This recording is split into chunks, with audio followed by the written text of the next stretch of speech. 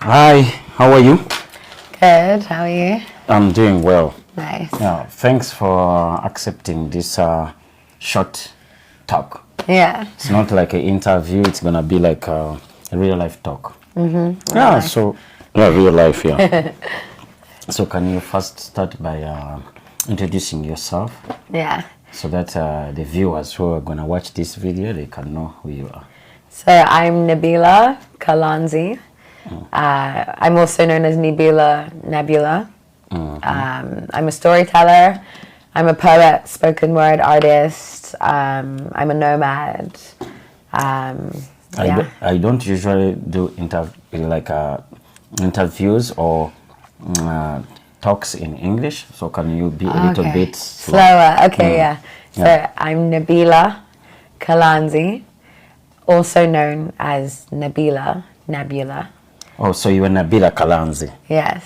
You're Ugandan? I am indeed. Oh, that's really nice. Yeah. Because I got to know you from your mother, Keti Kalanzi, and then I was interested in your story when she told me that you booked a one-way ticket to Uganda all of a sudden. Yeah. So how did that come to? Yeah, go on. Yeah. So it was a one-way ticket to East Africa. So I was traveling through Tanzania, Kenya, and Uganda for the last 4 months and a half. I felt just the call to go home. I felt like my grandfather's spirit was calling me home.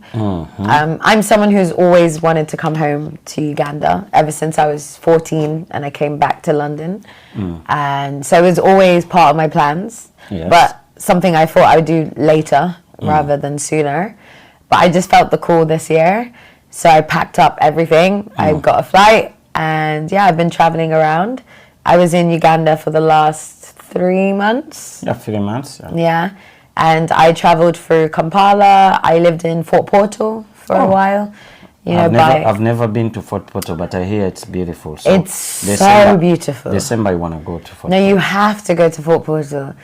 Even me, like, I'd never been when I lived in Uganda, but my friends used to go there, and I used to see how beautiful it was. Yes. And also, because of the phenomenon of the nature with the lake, there's like 52 or 54 lakes and the mountains of the moon and there's lush forestry and it's just so much more simple and easier there. Yes. I'm listening. Go on. Yeah, so I was living there because that was always my plan, to live by the lake, somewhere beautiful, in a tree house with the land, learn the stories. So you love nature. I do. So all of a sudden you decided you're gonna pack your bags and then you're going to Africa. Yeah. So like you were born here in London. Yes, so I was born in London and then I went to Uganda when I was 9 years old and then I schooled at loads of different schools. I went to Green Hill, I went to Aga Khan and then I came back to London when I was 14. And since I was 14, I've only ever been back twice. The last time before I traveled recently was when I was 22 years old. And ever since then, and when I was 14, I've always wanted to go home because I've always considered Uganda as home. Oh, that's nice. That's nice. Yeah, I love Uganda. Yeah, it's beautiful. I love Uganda too. So you went through Tanzania and then you went to Uganda. How was Tanzania? Tanzania was very different because I'd lived in Kenya for 1 year when I was younger as well. But Tanzania, I'd never been there. And Tanzania, is more of a Muslim country. There's less Muzungus, there's less foreigners. Like, I didn't see any white people while I was there. If anything, me and my friend were the lightest people around. And there's also less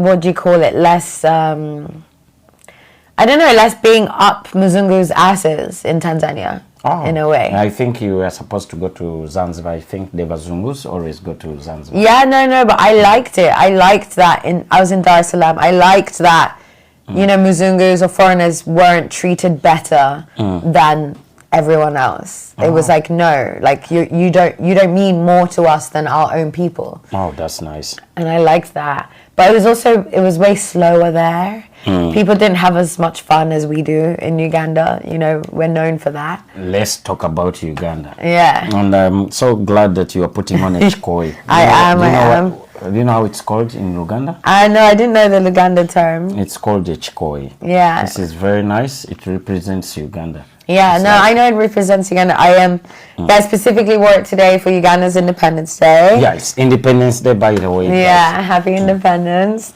What did you like about Uganda?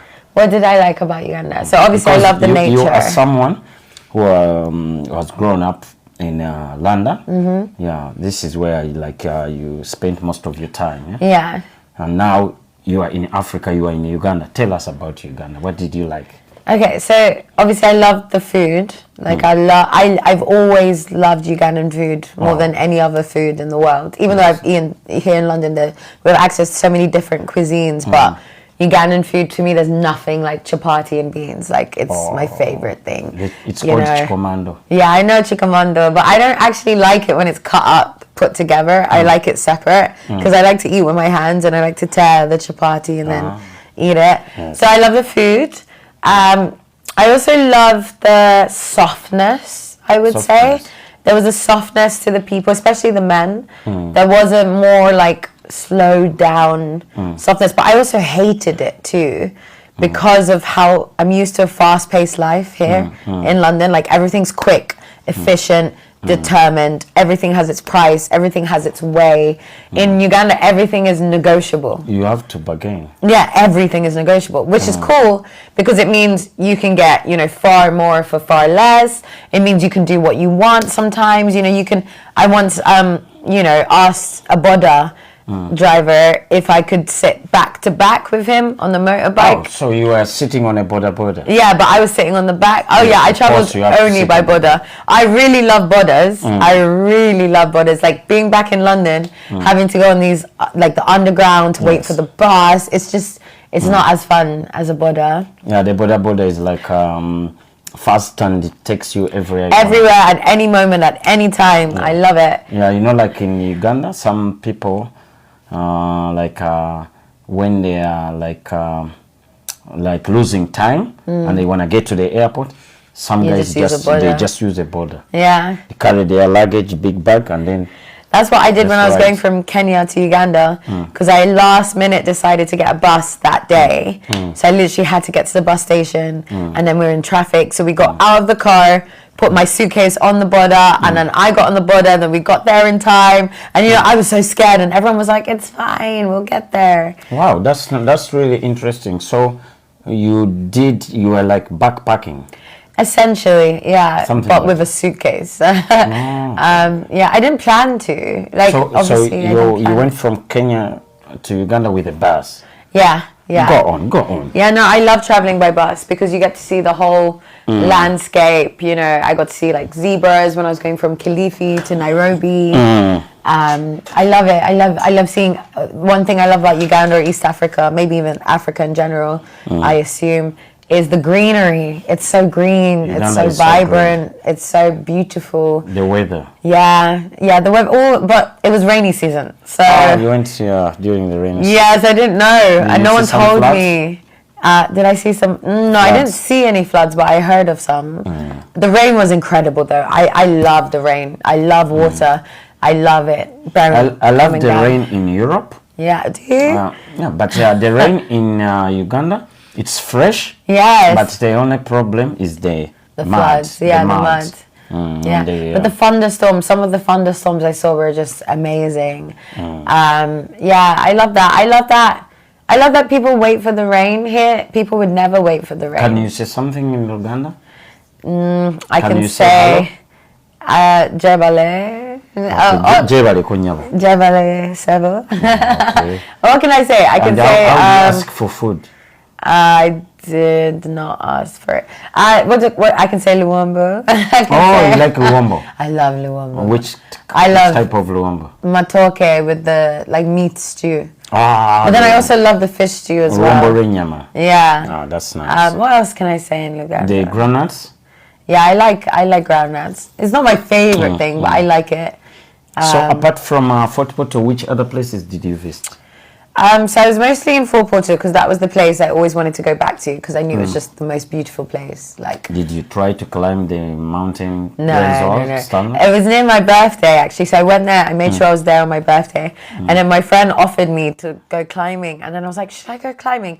And then I realized I had barely walked in a while because of the borders.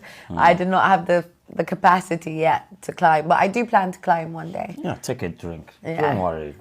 Be simple. You know, everything is good. Oh, so that's Uganda. So, what's your favorite place in Uganda? Well, I'd say Fort Portal for now. I haven't traveled enough around.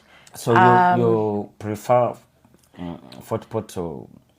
So Fort Portal is better than Kampala for you? Well, it depends because Fort Portal is peaceful and beautiful, and it's so much more like it's what I desire for my long term in life. But then I realized while I was out there that I do love the chaos of the city. I do love clubbing. I do love raving. I do love sometimes the hustle, like, you know, like just things happening. So I realized I like both, but I do think Fort Portal is just, it's so beautiful with all the lakes, you know, it's not comparable.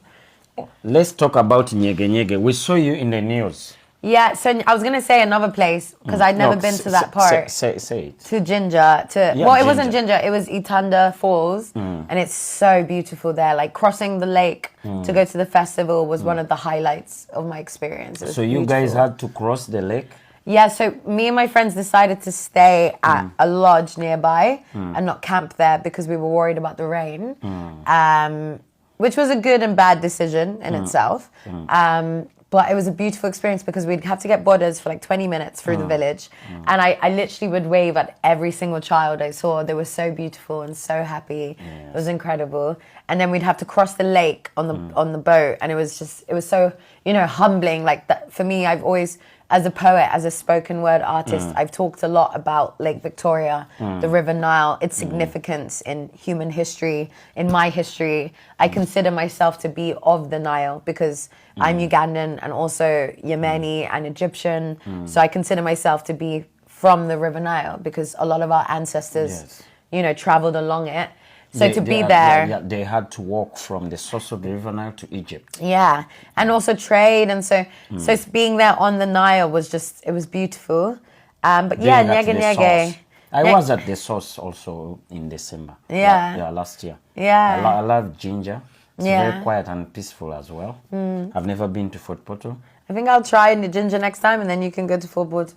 Yeah, sure. So. Let's talk about the Nyege Nyege experience. How was it? So Nyege Nyege was good and bad. Like, it was amazing and also terrible at the same time. I'm someone who's been to a lot of festivals, especially here in the UK. I'm a big part of festival life. I love festivals. They're like, to me, the best thing a human being can do.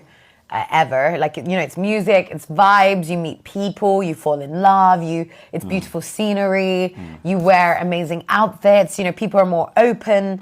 Festivals are the best, you know? Yeah. So I was really looking forward to Nyege. Like, I'd booked my ticket just before to come back to London because I was at my, like, you know, I need to come back, I need to work, I need to do things. But I was like, okay, I'm going to go to Nyege Nyege. And, you know, I knew a lot of the DJs playing there as well that I'd met recently, and they were incredible, and their sets were, like, phenomenal. Like, they just, like, some of the music and the sets I've heard there are way better than anything I've heard here, like, ever. 100%. Like, so the set of the DJs at Nyege Nyege, yeah, the music was insane, like next level. Like, I'm a raver. I have many DJ friends here, but it was insane the degree to which people took us on journeys and were able to introduce me to music from around the world, and the way people were dancing. Like, you know, I know now that Nyege Nyege means the uncontrollable urge to dance. And everyone I saw this dance battle that was just phenomenal, you know. Nice. I saw the Burundi drummers that just, I was crying the whole time watching them because they were just so beautiful. And for me, they were such a representation of, like, of black excellence, of black men being excellent, of black men being incredible and powerful and connected to the earth. Black empowerment. Yes, but also to see black men, because, you know, I come from London. I consume a lot of African American culture. A lot of black men are incarcerated around the world. A lot of black men don't know that their worth or know how to be because of they've been criminalized or painted in a certain way. So to see these men just drumming and singing, and it was just beautiful. And I remember watching them, and I was literally just crying because it was just so beautiful. And they were giving the drumsticks to other people to try. And I remember sitting there because I was so weak and tired, and I was almost scared for them to give it to me because I almost didn't want to. I didn't want to not be as good as everyone else at the drum as well. Like, I wanted to really pay homage. So when they gave it to me, I just let that go and I just went for it, and I just drummed with all my heart and soul. And yeah, my fucking breast fell out during, you know, I wasn't really aware of it in the moment because I was just in the moment with the drums. You were happy. Yeah, I was more than happy. I was connected to the divine. I was celebrating our culture, celebrating being a part of the culture, celebrating the fact that our culture isn't dead. You know, I live in London where I'm taught so much about colonization, about slavery, about how much we've lost our African ways, you know? So to see it alive, it took my heart away, you know? That's really nice. That's really nice. So, I've never been to a Nyege Nyege festival. You need to go. Did you sleep in a tent, or you booked a lodge somewhere? So I booked a lodge, but I did stay in a tent 2 of the nights at a friend's just because I was too tired to leave the site and go on the boat. But like I said, so there's so many good things about Nyege, but then also Nyege, like some of the tents, there wasn't enough tents for artists. A lot of the cottages that were on site weren't built yet. The security was terrible. I got robbed for the first time in my life. Wow, what did they steal? My backpack that had some stuff. Luckily, I'd put my phone away at the artist thingy. But everyone got robbed. Everyone got robbed in some way or another. So people got robbed at Nyege. Continuously. And I know that theft is a huge thing in East Africa and in Uganda. You know, everyone was always reminding me, take care of your phone. But when I arrived on Thursday, I saw a whole encampment of police with guns, I might add. I'm not used to being around guns. Yes. That's weird. I saw like at least 100 officers with guns. Big guns. Yeah, so apparently there's security, and then there was no security. Everyone was getting robbed. No, there was no security. It was really actually, like, for me, some of the horror stories I heard from some people at the festival, there were women getting raped at the festival. There were people whose belongings, there was no safety. And for me, personally, safety is a big thing for me. Personally, as a woman, as a black woman, but especially as someone going to a festival, you know, you pay for a festival. You pay to be there. You pay for the extortionate, you know, food and everything.